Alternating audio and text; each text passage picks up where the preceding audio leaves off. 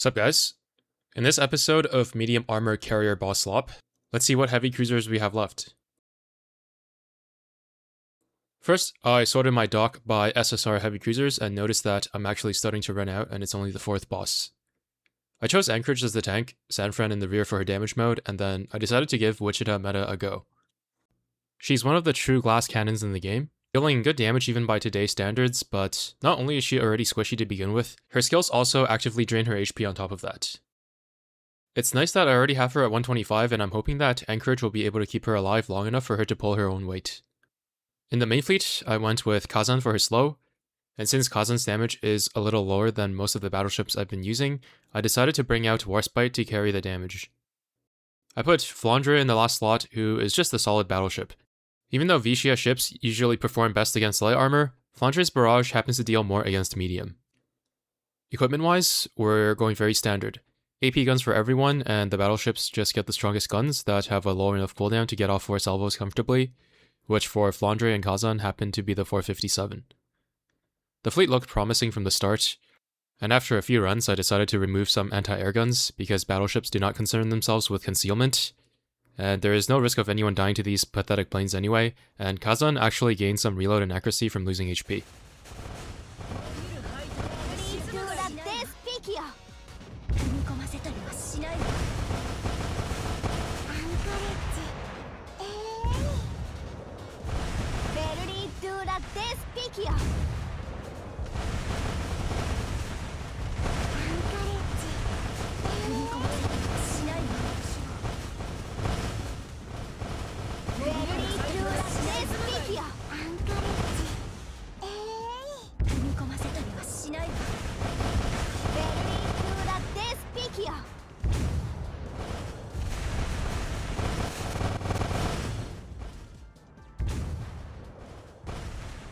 From beginning to end, this fight only took about 15 minutes, including a couple attempts where Kazan was missing an auxiliary. Pretty good, but the fight was also very similar to the first two. Wichita was surprisingly easy to keep alive here. Next, we finally have something new, Gneiseneau meta, who is a battlecruiser, but still medium armor. I wanted to use Georgia here because the combination of her mods and targeted damage buffs make her the best against heavy cruisers and battlecruisers. I also wanted to try Massachusetts because she seemed decent. Her augment gives her up to 50% damage based on distance and an extra barrage, although it's only got 50% chance to activate for no reason because it's not that powerful. She gains the stacking buff from allied USS battleships and heavy cruisers, and Georgia is already getting the ball rolling. Both Georgia's barrage and Massachusetts SHS ammo have very small AoEs, so generally it's recommended to use them with some kind of movement impairment support. My idea was to use Northampton 2 to give Massachusetts her 3rd stack of firepower buff, and then use Independence as the flagship to trigger Northampton's slow. Then, we need a destroyer for anti-submarine because that's Gneiseneau meta's thing. I went with Glowworm because I was just trying shit really, basically looking for anyone who isn't USS because I want to abuse the RPG Avenger interface. In the tank slot, I tried mains since I was running low on heavy cruisers, but she wasn't quite tanky enough, so I switched to Azuma. Both these options add an extra faction to the RPG buff. The first one with this fleet seemed kinda promising, so I decided to uncap Massachusetts to 125.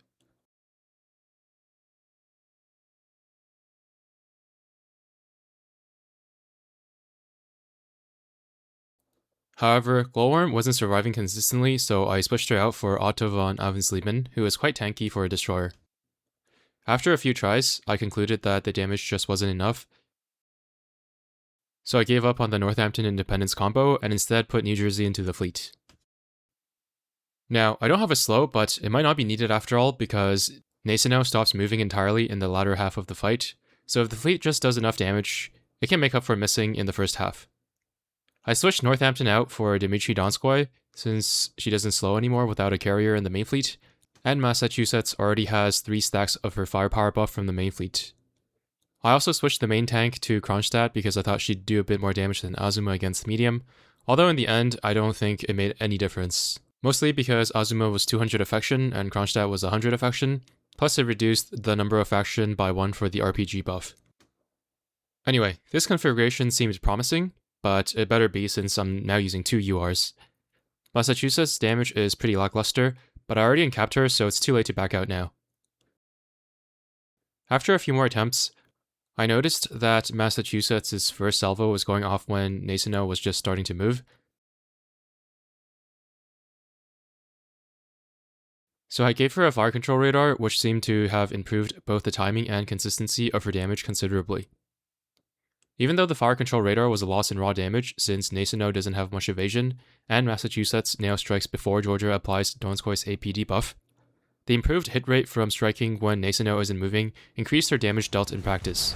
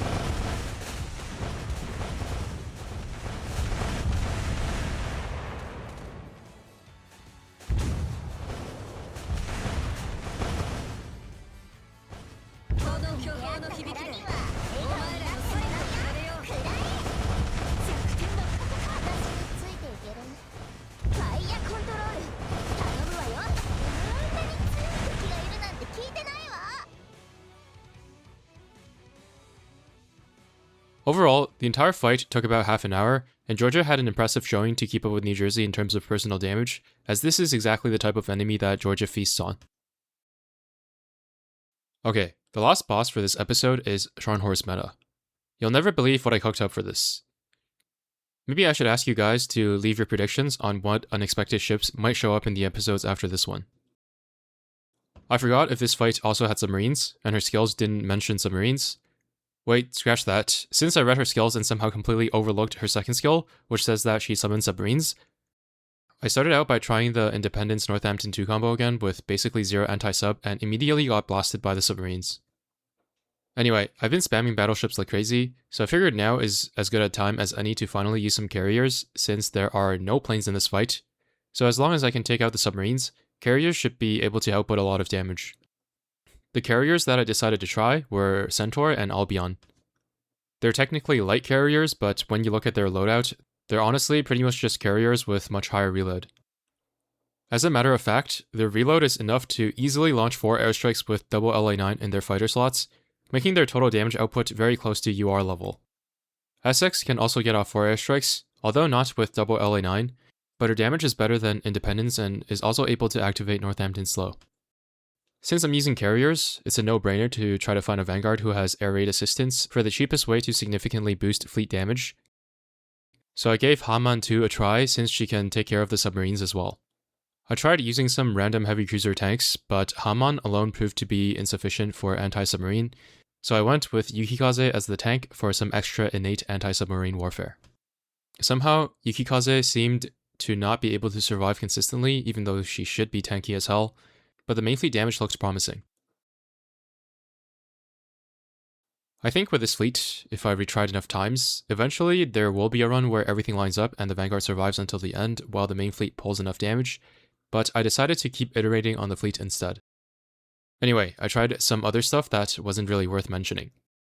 Eventually, I stopped using Essex because she'll probably be better later on when I sortie her with more USS carriers, and potentially in a fight with enemy planes, so that she can stack up her aviation buffs. Instead, I give Cowpens a go to see if she can output decent damage while also raising the consistency of the Vanguard. After one run, something completely unexpected happens. Cowpens pulled 350k damage, and the fleet almost kills the boss in one attempt. While she did MVP quite often when I used her in Chapter 16, I chalked that up to a combination of her parallel torpedo barrage, having multiple enemies to hit at the same time, plus anti-air damage. However, seeing her damage output in this fight where there is only a single enemy and no planes I realized that she is not really a healer, but actually a carry with a healing skill. She also has so much reload that she was faster than Centaur without using an aviation beacon, meaning she wasn't getting Centaur's 15% aviation buff. That may have been the difference maker in this run. As a result, I had to give her the aviation Manju to make sure she would get Centaur's buff. Still, some subs were getting through, and I noticed that I'm missing a third HMS ship that Centaur and Albion need to activate some of their buffs, so I replaced Yukikaze with Jervis, who actually seemed to survive much more consistently than Yukikaze, even though they should be quite close, and Jervis just also has better innate anti-submarine ability than Yukikaze. I also tried using Kawakaze meta for his slight slow instead of Northampton 2, because Jervis had some minor buffs that only activate when the Vanguard consists of destroyers and light cruisers. The fleet once again narrowly missed out on killing the boss. Kawakaze's damage is quite good, and I could consider uncapping her and keep trying with this fleet, but then a thought occurred to me. Since I'm using Jervis already, I thought to myself, why not just bring Janus as well? Kawakaze meta probably deals more damage than Janus, especially if she was level 125, while also having a slow. The slow does help a bit, but it might not be needed. Similar to Gneiseneau, Scharnhorst also sits still for large portions of the fight, although the timing is slightly different. More importantly, if I have a chance to feature Janus unironically, I'm obviously going to take it. I also replaced Hanmon with Bellona, but honestly, this change made no difference. I forgot why I even did it. She's a little bit tankier than Hanmon, but Hanmon can bring the Eagle Union Elite Damage Controlled Protocol, so they should both be able to survive until the end anyway, while providing negligible damage of their own. Anyway, at this point, I stopped using the RPG Adventure interface because there are only 2 factions left in the fleet, instead opting for random damage auxiliaries on the Vanguard since I could get away with it with Cowpens and Jervis's defensive support. The fleet looks like it could definitely kill at some point, so I began retrying. 3 bars remaining.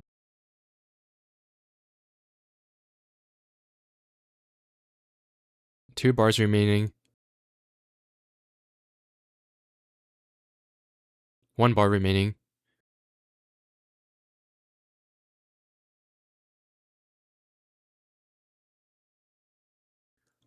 What seemed like a definite kill, but the Vanguard happened to move too far away from a submarine, so Albion got revealed. I suffered so many narrow misses that it brought back memories of the early days of meta fights, but hopefully that meant that once I do eventually get that one run, maybe I'll feel the same joy that I did back then.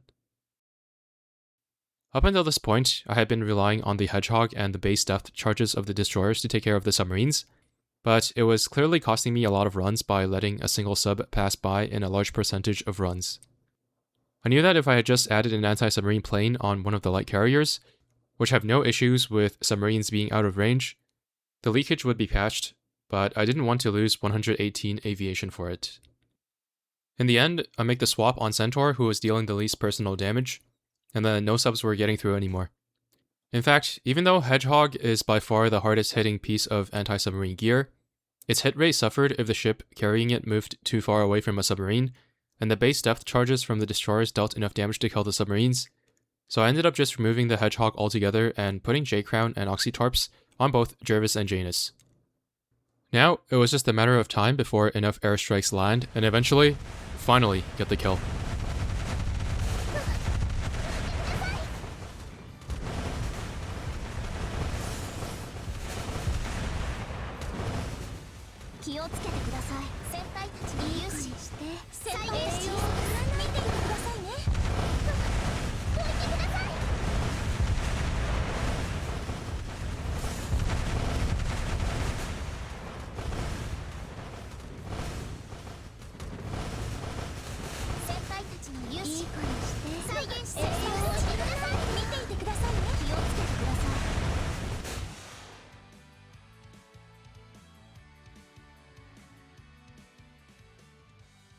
You might have noticed that I put Janus in the middle instead of Bellona to keep her alive, and the reason for that is because the end screen for the simulation mode doesn't show the ship that dealt the most damage like it normally does, but instead it just shows the middle Vanguard for whatever reason, so I had to get my priorities straight. In the end, I actually managed to beat a meta boss on auto with Jervis and Janus, and with more SRs than URs in the fleet. With all the little things that I learned, I was curious to see whether the Yukikaze, Hanman 2, and Northampton 2 Vanguard would have been able to pull it off as well, had I been using an anti-submarine plane on Centaur with no Hedgehog. Sure enough, it worked after 3 tries, but it did need a little help from the RPG Adventure interface. And as you can see, Cowpens ended up dealing the most damage. This doesn't count toward the ships that can't be reused, of course. That's already locked in after the first clear. Then, I was also curious to see Vittorio Cuniberti's damage if she were placed in the same position as Janus. She ended up outputting twice the damage, and she's not even at 200 affection yet, so she's capable of a little bit more than this. Of course, this is just a sample size of 1, so I don't know what her average damage would actually look like. While I'm at it, I also tried out Belfast, whom I had recently fully maxed out, and then Bayard and Plymouth as well for more points of comparison. The 3 light cruisers actually performed extremely similarly to each other, although both Belfast and Plymouth received slight buffs from Jervis, while Bayard didn't. All 3 light cruisers were weaker than Vittorio Cuniberti by quite a significant margin, despite being at the top of the light cruiser class in terms of DPS. As a sanity check, I also tried Hindenburg, and sure enough, Hindenburg managed to deal more damage than Vittorio Cuniberti, and that is on top of Cuniberti getting some anti-submarine damage with her base depth charge. Still, it turns out that Vittorio Cuniberti is actually extremely capable at dealing damage against medium armor, and only really the best of the best like Hindenburg or Moskva actually deal more damage against medium armor than her. Okay, as a refresher, here are the bosses that have been beaten so far, and the ships that participated in each one. I wanted to do a bit of a post-game analysis and talk about some of the things I learned and what I would do differently if I were to redo it from the beginning. First, specific to this second episode, I forgot that the initial auto clears on Souryuu meta back in the day were actually done with carriers, without that much anti-air in the Vanguard, and also no slows. The planes she sends out actually don't have that much HP, so I should have tried using carriers with a bit of anti-air in the Vanguard, or maybe mix some carriers and battleships, because I've already gone through a lot of my available battleships, including some hard hitters like Monarch, Warspite, and New Jersey. Another thing I realized is that I put too many of the same archetypes of ships in the same fleets, first with the heavy cruisers and then using up all the DDGs in one go against Helena meta. The Helena meta one stings especially because any of the DDGs would be a good option for anti-submarine warfare while providing respectable damage, or just solid contributors in general to any future light armor encounter. But instead, they just overkill the boss in episode 1 with 3 of them being wasted as main fleet ships. Finally, with the knowledge that an anti-submarine plane and no Hedgehog is the best way to handle the submarines against Scharnhorst and Gneiseneau, I probably would have had a much easier time against Gneiseneau than I did, and not have to resort to using 2 URs. Looking ahead to the next trio of bosses, we actually have 2 more battlecruisers in Repulse and Renown, so that's back-to-back-to-back-to-back battlecruisers. It's actually crazy how many of these meta bosses were medium armor for no reason in the early days. I remember these 2 being particularly difficult, especially Repulse, so you can expect to see more URs next time. Okay, that's about it for this episode. I think I went on more tangents than the previous one and added some extra analysis at the end. Let me know what you think of the changes. Thanks for watching and see you in the next one.